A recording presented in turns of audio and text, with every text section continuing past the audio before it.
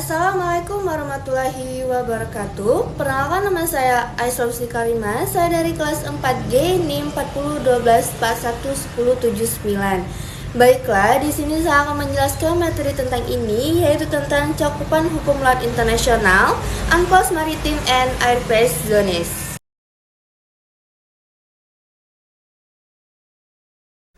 Jadi materi ini itu menjelaskan pembagian wilayah laut menurut UNCLOS, United Nations Convention of the Law of the Sea tahun 1982. UNCLOS ini mengatur batas-batas laut dan hak serta kewenangan negara di setiap zona. UNCLOS ini lahir karena adanya banyak sengketa batas laut antar negara, perebutan sumber daya laut, lalu kebutuhan aturan perairan internasional, yang terakhir perlindungan lingkungan laut. Jadi bagi Indonesia, UNCLOS ini sangat penting karena Indonesia adalah negara kepulauan. Lalu wilayah laut Indonesia lebih luas dari daratan, kaya sumber daya perikanan dan migas. Jadi di sini saya akan menjelaskan secara runtut dari daratan ke laut lepas, yaitu yang pertama ada garis pangkal. Jadi semua zona laut diukur dari garis pangkal. Ada juga jenis garis pangkal. Yang pertama itu ada garis pangkal biasa. Garis pangkal biasa ini mengikuti garis pantai saat air surut. Yang kedua, garis pangkal lurus. Ini digunakan jika pantai berlekuk tajam. Lalu yang ketiga ini garis pangkal kepulauan. Ini garis pangkal kepulauan ini khususnya negara kepulauan seperti di Indonesia. Lalu Indonesia ini menggunakan garis pangkal kepulauan, yaitu garis yang menghubungkan titik-titik terluar pulau-pulau yang ada di Indonesia.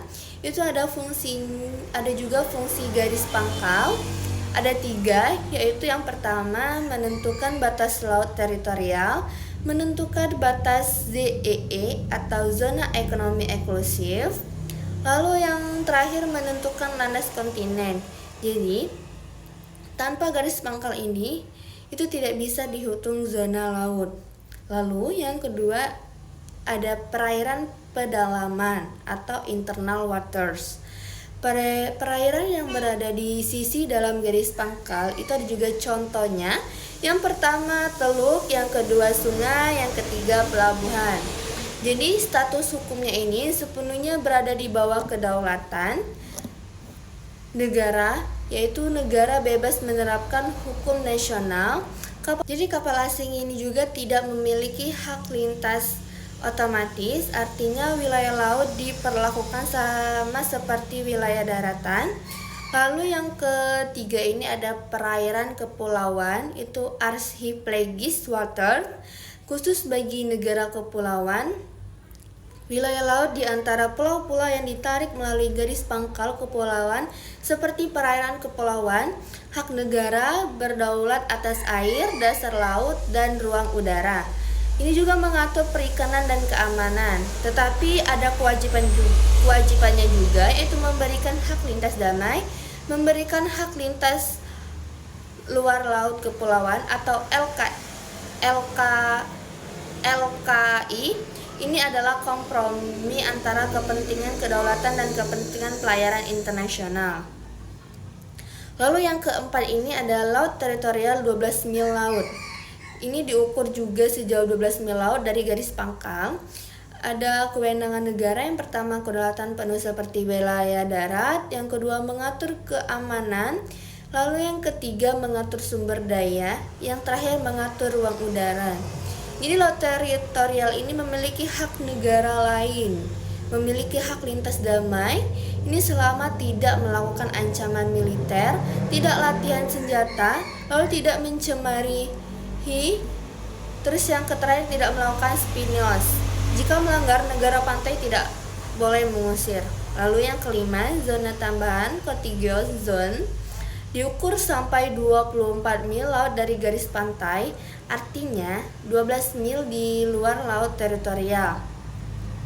Di zona ini, negara tidak memiliki kedaulatan penuh, tapi boleh mengawasi pelanggaran bea cukai, mengawasi pajak, mengawasi imigrasi, lalu mengawasi karantina.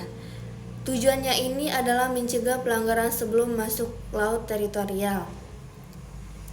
Lalu keenam ada zona ekonomi eksklusif atau ZEE. Ini juga diukur sampai 200 mil laut dari garis pangkal. Ini zona yang sangat strategis.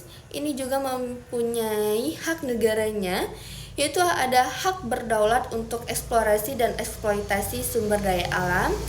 Lalu ada perikanan, minyak dan gas, energi laut seperti angin, arus, gelombang.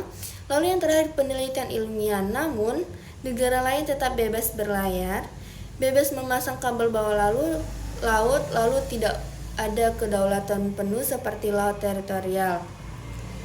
Jadi, kita perlu dipahami zona ekonomi eksklusif atau ZEE ini adalah hak ekonomi, bukan wilayah kedaulatan penuh.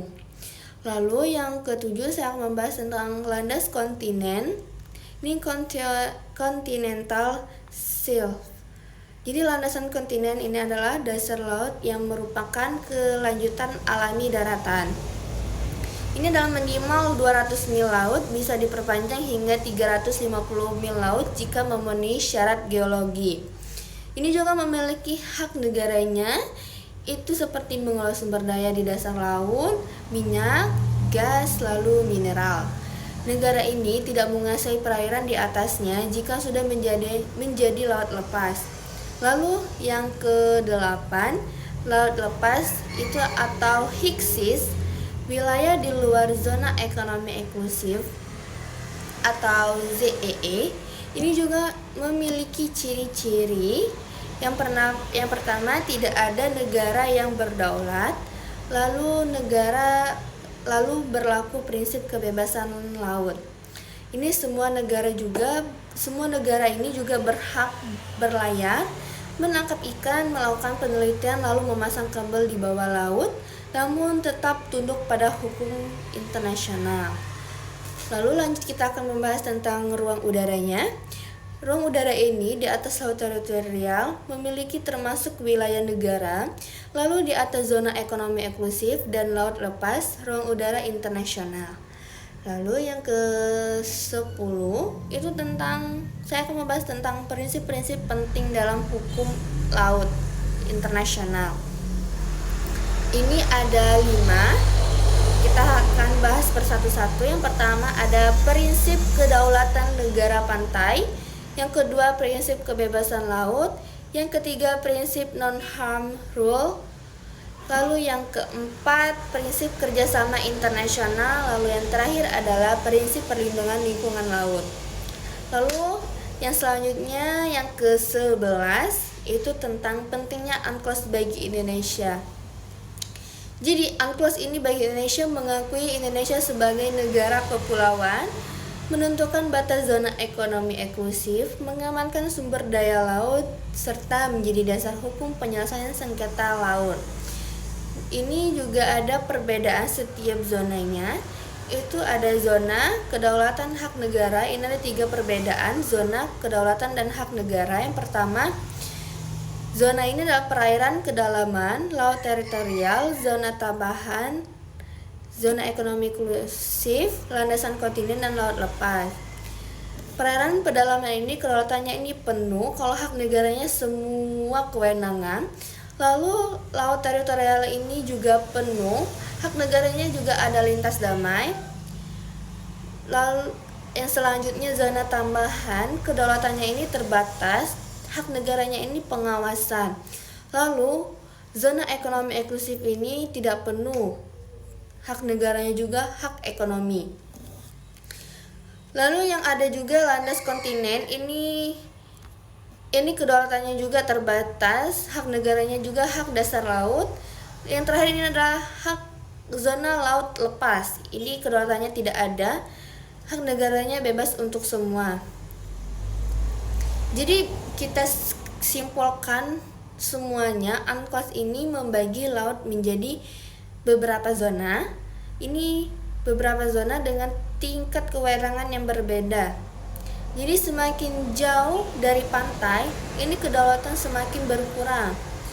Lalu hak ekonomi tetap ada sampai 200 mil, setelah itu berlaku kebebasan internasional. Bagi Indonesia, sebagai negara maritim besar, hukum laut internasional adalah dasar penting dalam menjaga kedaulatan dan sumber daya nasional.